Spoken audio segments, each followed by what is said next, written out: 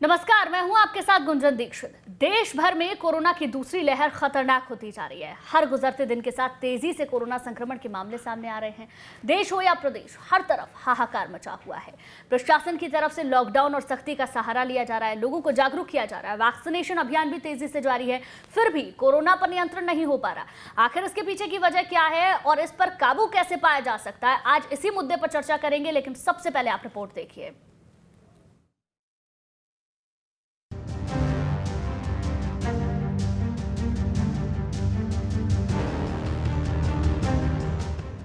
Corona virus कब खत्म होगा, ये ऐसा सवाल है जिसके जवाब का इंतजार हर इंसान कर रहा है।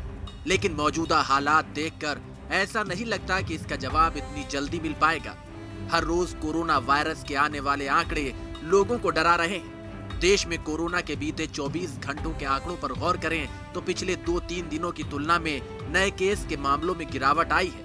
देश में 24 घंटे में कोरोना के 2,59,170 नए केस सामने आए हैं। लेकिन इस राहत पर मौत का आंकड़ा भारी पड़ रहा है।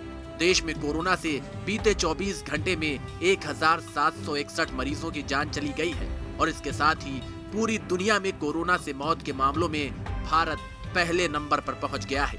भारत में अब तक 1,80,550 लोग जान गंवा चुके हैं और दूसरे नंबर पर ब्राजील और तीसरे पर अमेरिका है। ब्राजील में भी हर दिन करीब 1,500 लोगों की मौत हो रही है, जबकि अमेरिका में यह आंकड़ा 400 से 600 के बीच रह रहा है। वहीं मध्य प्रदेश, छत्तीसगढ़ के आंकड़े भी हर रोज नए रिकॉर्ड बना रहे हैं। बात करें मध्य प्रदेश के बीते 5 दिनों के कोरोना संक्रमितों के आंकड़ों की, तो मध्य प्रदेश में 19 अप्रैल को 12,897 केस सामने आए, जबकि 79 लोगों की मौत हो गई। 18 अप्रैल को 12,248 केस सामने आए, 66 लोगों की मौत हो गई। 17 अप्रैल को 11,269 मामले सामने आए, 66 लोगों की जान चली गई। 16 अप्रैल को 11,045 केस सामने आए, 60 लोगों की जान चली गई। 15 अप्रैल को 10,166 मामले सामने आए, जबकि 53 मरीजों की मौत हो गई। तो वहीं छत्तीसगढ़ में कोरोना की रफ्तार मध्य प्रदेश से कहीं ज्यादा है। छत्तीसगढ़ में बीते 5 दिनों के आंकड़ों पर नजर डालें तो छत्तीसगढ़ में 19 अप्रैल को 13,834 केस सामने आए, 165 लोगों की मौत हुई। 18 अप्रैल को 12,345 केस सामने आए, 170 लोगों की मौत हुई। 17 अप्रैल को 16,043 केस, 138 लोगों की मौत। 16 अप्रैल को 14,912 केस सामने आए, 138 लोगों की मौत हुई। 15 अप्रैल को 15,256 केस सामने आए, 105 लोगों की जान चली गई। मध्य प्रदेश में कोरोना के सबसे ज्यादा केस इंदौर, भोपाल, ग्वालियर और जबलपुर से सामने आ रहे हैं, जबकि छत्तीसगढ़ में रायपुर, दुर्ग और राजनांदगांव में संक्रमितों की संख्या सबसे ज्यादा है। मध्य प्रदेश और छत्तीसगढ़ में कोरोना वायरस पर काबू पाने के लिए कोरोना कर्फ्यू और लॉकडाउन लगाया गया है। मध्य प्रदेश के ज्यादातर जिलों में 27 अप्रैल तक कोरोना कर्फ्यू लगाया गया है, जबकि छत्तीसगढ़ के कई जिलों में 26 अप्रैल तक लॉकडाउन लागू रहेगा। अब 26 या 27 अप्रैल के बाद ही ये साफ हो पाएगा कि लॉकडाउन से संक्रमण की रफ्तार पर ब्रेक लगा या नहीं। वहीं दूसरी तरफ बढ़ते कोरोना संक्रमण के आंकड़ों को देखते हुए केंद्र सरकार ने बड़ा फैसला लिया है। 1 मई से कोरोना वैक्सीन के डोज लेने की आयु सीमा घटाकर 18 साल कर दी गई है। यानी कि अब 18 साल से ज्यादा की उम्र के लोग कोरोना वैक्सीन की खुराक ले सकेंगे। अभी तक टीकाकरण के लिए आयु सीमा 45 साल तय की गई थी। बहरहाल हालात चिंताजनक हैं। लॉकडाउन से कोरोना नियंत्रण होता नजर नहीं आ रहा।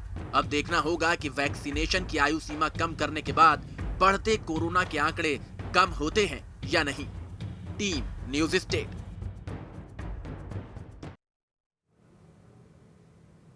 तो कोरोना का कहर लगातार जारी है और इस बार कहर काफी खतरनाक भी है, क्योंकि जो कोरोना की दूसरी लहर है वो काफी खतरनाक बताई जा रही है। पहले तो सिर्फ बुजुर्ग ही संक्रमित हो रहे थे, लेकिन अब बच्चे, युवा, हर कोई संक्रमित हो रहा है। पहले जहां 10 मिनट में लोग संक्रमित हो रहे थे, वहां अब 1 मिनट में लोग संक्रमित हो रहे हैं। तमाम सवाल है, क्योंकि तमाम इंतजाम भी किए जा रहे हैं, वैक्सीनेशन भी चल रहा है, लेकिन उसके बावजूद भी स्थिति संभल नहीं रही है। हमारे साथ हमारे संवाददाता विनोद ग्वालियर से जुड़ गए, दीप्ति हमारे साथ भोपाल से जुड़ गई हैं। दीप्ति, सबसे पहले आप ही से समझते हैं, देखिए वैक्सीनेशन भी चल रहा है। 2020 में जब कोरोना संक्रमण आया था, ना तो वैक्सीनेशन था, ना लोगों को इस बीमारी के बारे में पता था और ना ही आम जनता इतनी तैयार थी। आज सब कुछ है, लेकिन उसके बावजूद भी लॉकडाउन भी बेअसर साबित हो रहा है और वैक्सीनेशन भी।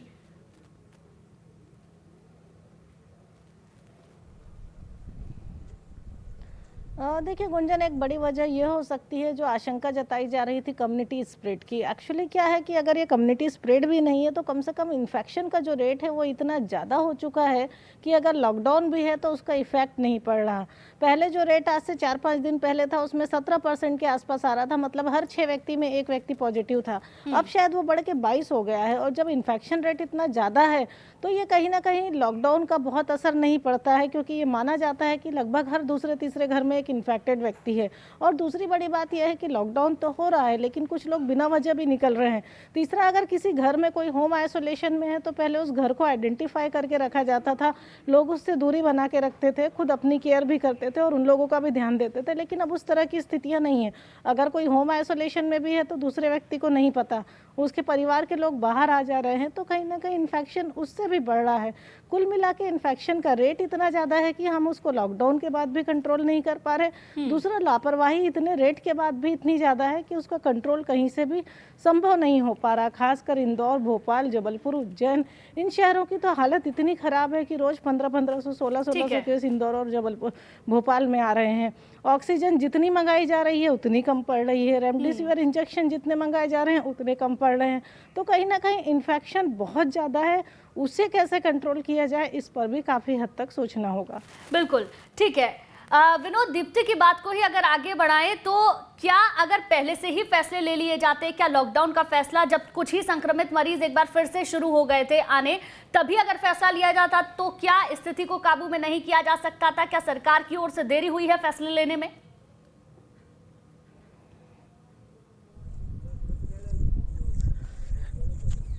देखिए, मैं बता दूं, जिस तरह से कोरोना का जो पहला दौर था उसके बाद एक बड़ी राहत लोगों को मिली, न केवल मध्य प्रदेश में बल्कि देश के कई राज्यों में। एक तरह से लोग ये सोचने लगे थे कि कोरोना का संक्रमण अब धीरे धीरे खत्म हो रहा है और ऊपर से वैक्सीनेशन होना शुरू हो गया था, वैक्सीन आ गई थी, तो लोगों को बड़ी राहत मिली थी। लेकिन दो लापरवाहियां इसमें जरूर देखने को मिल रही हैं। एक तो ये कि सरकार की जो चुस्त और दुरुस्त व्यवस्था थी वो ढीली पड़ गई और लोगों ने इसकी वजह से वैक्सीनेशन में भी बहुत ज्यादा बड़ी संख्या में भाग उतनी तेजी से नहीं लिया जितनी तेजी से लेना चाहिए था।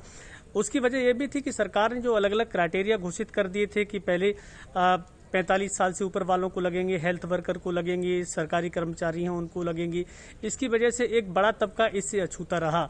अब सरकार पर इतना प्रेशर हो गया है, एक तो कोरोना का दूसरा दौर बहुत तेजी से बढ़ा है और इसके साथ साथ वैक्सीनेशन लगाने का काम भी तेजी से शुरू किया है, लेकिन एक बड़ा तबका 45 साल से कम उम्र का इसमें भाग नहीं ले पा रहा है। जहां तक लापरवाही की बात है तो निश्चित रूप से गुंजन ये बात कही जा सकती है कि जिस तरह से आवागमन न केवल भारत के अंदरूनी क्षेत्र में बल्कि दूसरे अन्य देशों से भी जिस तरह से आवागमन निरंतर चलता रहा, उसकी भी वजह रही। अब देखिए, मध्य प्रदेश में अचानक इतनी तेज रफ्तार से बढ़ने के क्या मायने। महाराष्ट्र में सबसे पहले तेजी से आया, महाराष्ट्र से लगा हुआ इंदौर है, इंदौर में तेजी से आया। तो जब प्रदेश के एक बड़े शहर में आता है तो फिर दूसरे अन्य जिलों के लोग भी आवागमन करते हैं, लगातार एक दूसरे के संपर्क में रहते हैं। यही वजह है कि जो सरकार की ढिलाई रही आवागमन के प्रति, कंटेनमेंट क्षेत्र खत्म कर दिए आपने, आइसोलेशन सेंटर खत्म कर दिए, एक तरह से स्वतंत्र लोग महसूस करने लगे थे। अब तो कहीं भी घूमो, बड़े बड़े आयोजन होने लगे। तो ये सारी लापरवाहियां जो हुई हैं इस पर सरकार सख्ती नहीं बरत पाई, तो निश्चित रूप से ये कहा जाएगा कि सरकार ने इसमें ढिलाई करी और आज हम सबके सामने परिणाम है। मेरे पीछे एक कोविड हॉस्पिटल है, एमपी-सिटी हॉस्पिटल, मैं जिसके कैंपस में खड़ा हूं, मैं देख रहा हूं ये 60 बिस्तर का अस्पताल है और यहाँ लगातार कल से धीरे धीरे मरीजों की संख्या बढ़ने लगी है। यही हालात दूसरे अस्पतालों में हैं। ये भी आंकड़े सामने आ रहे हैं गुंजन की, जो सरकारी आंकड़े आ रहा है मौत का, उसमें और वास्तविक आंकड़ों में बहुत ज्यादा अंतर है। ग्वालियर के मुक्ति धामों में जो हमारे सूत्र हैं उनका ये कहना है कि कल सोमवार के दिन ही 32 लोगों का अंतिम संस्कार हुआ है, जिसमें 28 लोगों का अंतिम संस्कार कोविड गाइडलाइन से किया गया है, जबकि सरकारी आंकड़ों में 7 लोगों की मौत बताई गई है। तो ये कहीं ना कहीं ऐसे लोग भी हैं जो दूसरे राज्यों के हैं, दूसरे जिलों के हैं, जिनकी ग्वालियर में डेथ हो गई इलाज के दौरान और फिर उनका अंतिम संस्कार कोविड गाइडलाइन से, यानी कि कुल मिलाकर स्थिति बहुत ज्यादा खराब हो चुकी है। अस्पतालों में ना तो व्यवस्थाएं हैं और लोगों की जिंदगी अलग जा रही है। ठीक है विनोद, लौटेंगे आपके पास। हमारे साथ SK Saxena ji, x civil surgeon है, वो भी जुड़ गए। एसके सक्सेना जी, बहुत बहुत स्वागत है आपका। लेकिन थोड़ा सा समझने की कोशिश करते हैं। पिछले साल ना तो वैक्सीन था सर, लॉकडाउन का सारा लिया गया, काफी हद तक हमने कोरोना पर काबू भी पा लिया।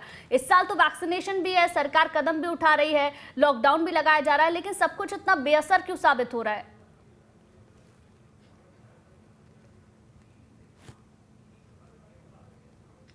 देखिए, लास्ट ईयर क्या था कि हम लोगों को कुछ मालूम नहीं था कहाँ जाएंगे, क्या होगा।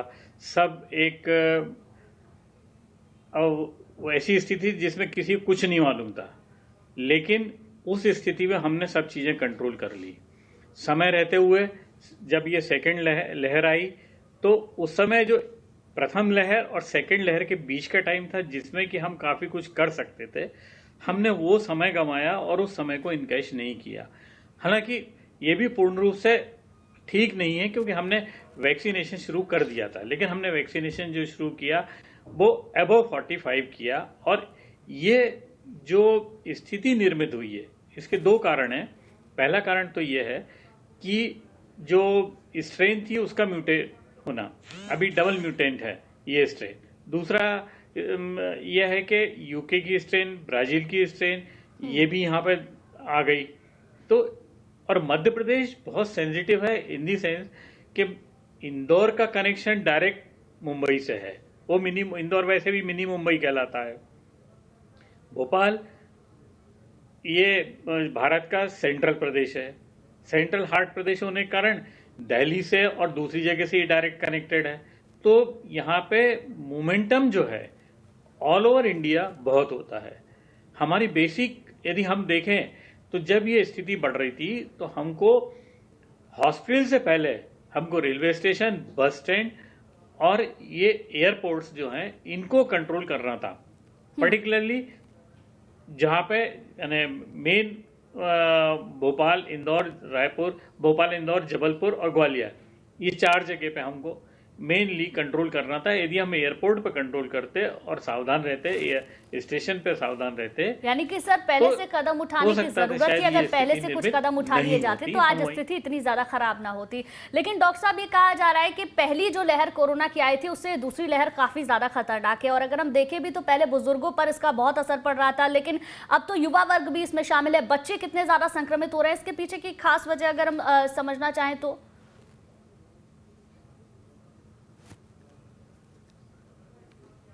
देखिए, इसमें 2 चीजें हैं।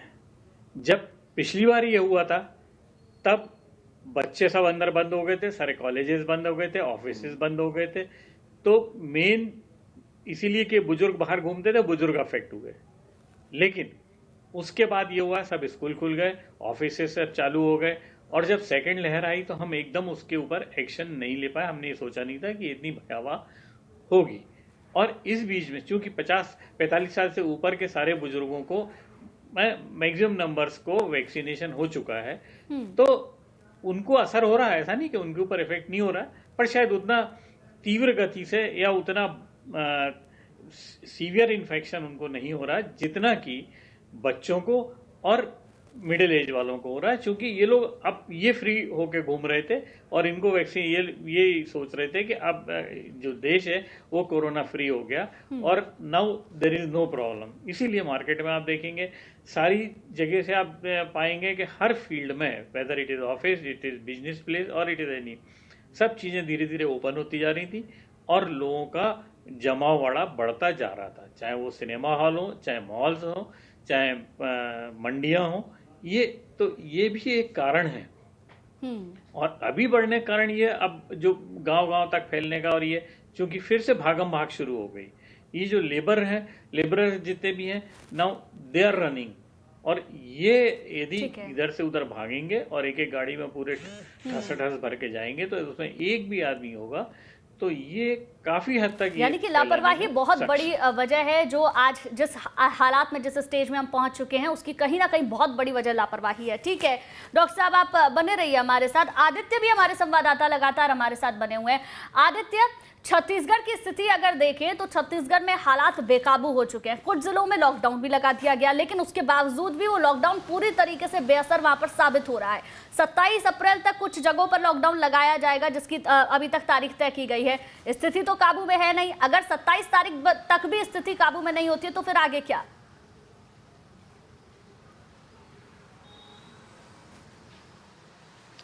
देखिए, आगे क्या की बात तो भी नहीं की जा सकती, क्योंकि फिलहाल अभी हमको वर्तमान देखना है। वर्तमान में आपके पास बेड्स है नहीं, ऑक्सीजन बेड्स पूरी तरह से खत्म हो गए, आईसीयू बेड्स आपके पास है नहीं, इंजेक्शन की कालाबाजारी लगातार चल रही है। बमुश्किल इंजेक्शन जितने चाहिए उसके 20% आपको मिल पा रहे हैं। तो आपके पास क्या चारा है? आपके पास हॉस्पिटल्स तो है नहीं इतने। रोजमर्रा की जिंदगी में अगर हम बात करें, अब जो स्थिति बन रही है, 13,500 के आसपास कल केसेस सामने आए हैं। राजधानी रायपुर में 2,500 से 3,000 के बीच में रोज केसेस आ रहे हैं। तो इतने आप कहाँ से लेकर आएंगे बेड्स? रायपुर में अगर मरीज बढ़ रहे हैं, रायपुर में बढ़ने के आसपास भी देख लीजिए, दुर्ग में बढ़ते हैं, महासमुंद में जा रहे हैं, धमतरी में जा रहे हैं, बिलासपुर में जा रहे हैं।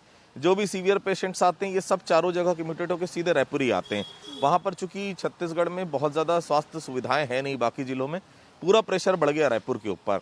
और छोटे छोटे जिले हैं, कांकेर हैं, बीजापुर हैं, जगदलपुर हैं, इन छोटे छोटे जिलों में जहाँ पर स्वास्थ्य सुविधाओं के लिए किसी को सिर में चोट भी लग जाती है तो जगदलपुर से रायपुर लाना पड़ता है, ये स्थिति है।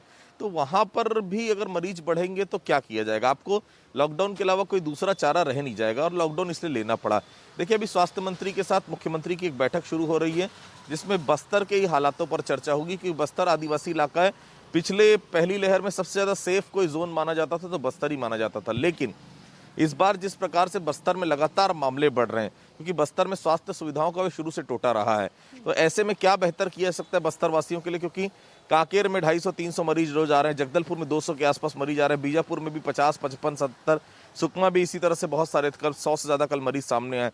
तो ये स्थिति जो बन रही है उन इलाकों के लिए जो नक्सल प्रभावित इलाके, उन इलाकों के लिए जहाँ स्वास्थ्य सुविधा है ही नहीं, उनके लिए क्या अपन बेहतर कर सकते हैं, उस विषय पर स्वास्थ्य मंत्री और मुख्यमंत्री की बैठक अभी शुरू हो रही है। और दूसरी चीज ये है कि देखिए, छत्तीसगढ़ में बढ़ने का सबसे बड़ा कारण है महाराष्ट्र।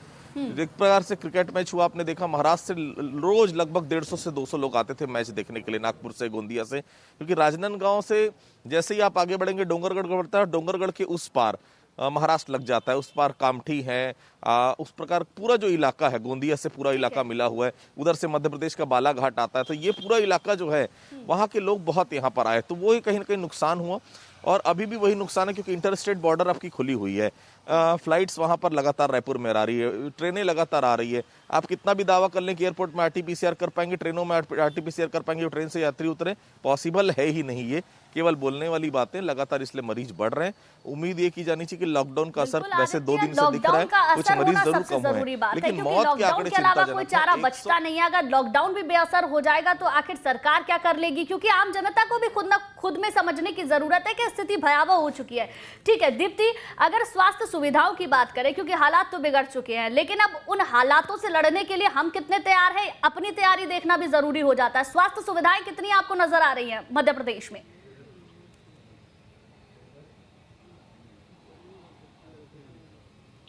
देखिए गुंजन, स्वास्थ्य सुविधाएं तो शायद कमोबेश वैसी ही हैं जो आज से 4-5 दिन पहले थी। हालांकि ऑक्सीजन की स्थिति में थोड़ा बहुत सुधार दिखाई दे रहा है, इंजेक्शन ज़्यादा आ रहे हैं, संख्या बढ़ गई है, लेकिन बावजूद बात वही है कि जितनी चीज़ें बढ़ाई जा रही हैं, डिमांड उतनी बढ़ रही है। क्योंकि हम स्वास्थ्य सुविधाएं जिस तरीके से बढ़ाते हैं, इन्फेक्शन रेट इतना तेज़ है कि वो डिमांड उसकी ज़्यादा हो जाती है। तो कोशिशें तो बहुत हो रही हैं, लेकिन उसके बाद भी बहुत अच्छी स्वास्थ्य सुविधाएं नहीं कह सकते, स्थिति बदहाल ही है।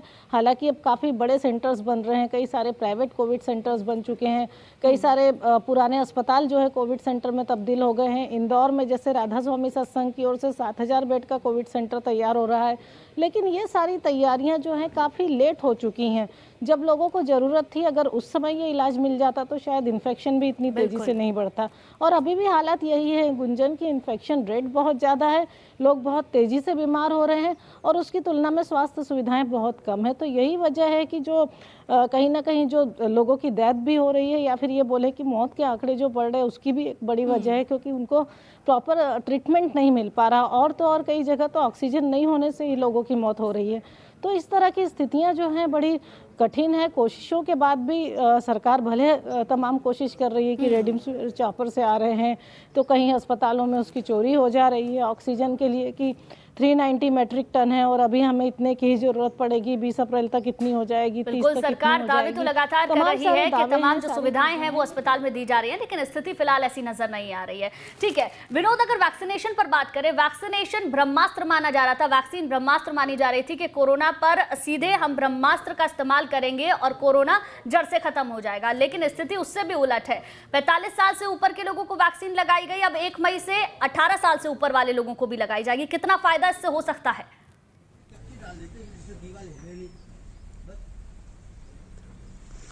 देखिए गुंजन, जिस तरह की वैक्सीनेशन की गाइडलाइंस में लिखा हुआ है कि एक वैक्सीनेशन से लेके दूसरे के बीच में पहले 28 दिनों का गैप होना चाहिए और उसके बाद 12-14 दिन और लगभग 42 डेज यानी 42 दिन का एक अंतराल बताया था। तब इन दिनों में हर वैक्सीन लगवाने वाले को, टीका लगवाने वाले को एहतियात बरतने की जरूरत है। लेकिन कुछ लोग अगर संक्रमित भी हुए हैं इससे, तो कहीं ना कहीं ये वैक्सीनेशन की टाइम पीरियड वाली बात रही है और वैक्सीन बनाने वाली कंपनियों ने भी इसका 100% श्योरिटी नहीं बताई है कि ये 100% कोरोना को रोक लेगी। लेकिन हाँ, अगर 70 से 80% भी इसमें लोगों की अगर जान बचती है तो एक तरह से ये बड़ा कदम और सफल कदम बताया जाता है। लेकिन निश्चित रूप से जिस तरह से सरकार और स्वास्थ्य विभाग के जो विशेषज्ञ हैं उनका कहना है कि कम से कम जिन लोगों को 2 डोज लग चुके हैं उनकी इम्यूनिटी पावर बढ़ गई है और उनमें लक्षण कोरोना के उतने ज्यादा नहीं मिलते अगर वो संक्रमित हो भी जाते हैं जितने बिना वैक्सीनेशन वालों को। तो एक तरह से लाभ तो इससे हो ही रहा है, फायदा हो रहा है और जरूरी है इसको सभी लोगों को लगवाना। ठीक है। लेकिन एक बड़ा तबका जो ज्यादातर सड़कों पर रहता है, ज्यादातर फील्ड में रहता है, अंडर 45 ईयर्स, वो इससे अछूता रहा, जिसको पहले शामिल करने की जरूरत थी। बिल्कुल बिल्कुल, कहीं ना कहीं वैक्सीनेशन का जो क्राइटेरिया है उसको पहले से ही अगर बढ़ा दिया जाता, पहले से ही 18 साल से ऊपर कर दिया जाता तो बहुत हद तक हम सुरक्षित हो सकते थे। एसके सक्सेना जी, 1 मई से 18 साल से ऊपर के बच्चों को, ऊपर के युवाओं को वैक्सीन लगनी शुरू हो जाएगी। कितना बड़ा सरकार का फैसला और आने वाले दिनों में कितना फायदा इससे हो सकता है?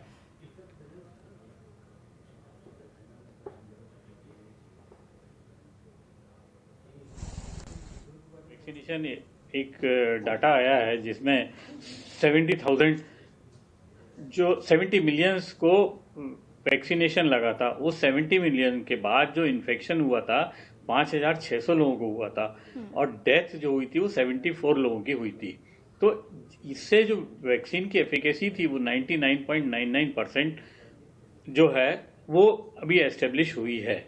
ये एक डाटा है और एक थोड़ा सा लोगों ने उसके ऊपर काम किया था। लेकिन जहाँ तक सवाल ये है कि शुरू में नीचे वालों क्यों नहीं लगाया या अबो दी 18 ईयर्स के अबो क्यों नहीं लगाया, ये सब चीज़ें ऐसी होती हैं जब तक इसके जेनेटिक इफेक्ट क्या होंगे, इसके लॉन्ग लास्टिंग इफेक्ट क्या होंगे, इन सब चीज़ों के ऊपर रिसर्च करनी होती है और एक मेथड होता है जिसके तहत ही हर चीज हर एक को देने के लिए ठीक है या नहीं है ये विचार किया जाता है। और जब उसमें सेटिस्फाई हो जाते हैं तभी वो चीज ग्रेजुअली, क्योंकि बिल्कुल अब उम्मीद यही है सर कि आप जब 1 मई के बाद से वैक्सीन होगी, बेशक ये फैसला जब भी लिया गया हो, लेकिन अब जब ये फैसला लिया गया है तो ये कारगर साबित हो, जनता इसका फायदा उठा सके। जो कोरोना को हम मात देने की बात कर रहे हैं, वैक्सीन ज्यादा से ज्यादा लोग लगवाएं और कोरोना को मात दे पाए। ठीक है, सभी मेहमानों का बहुत बहुत शुक्रिया। दीप्ति आपका शुक्रिया, विनोद, आदित्य और एसके सक्सेना जी बहुत बहुत शुक्रिया आपका।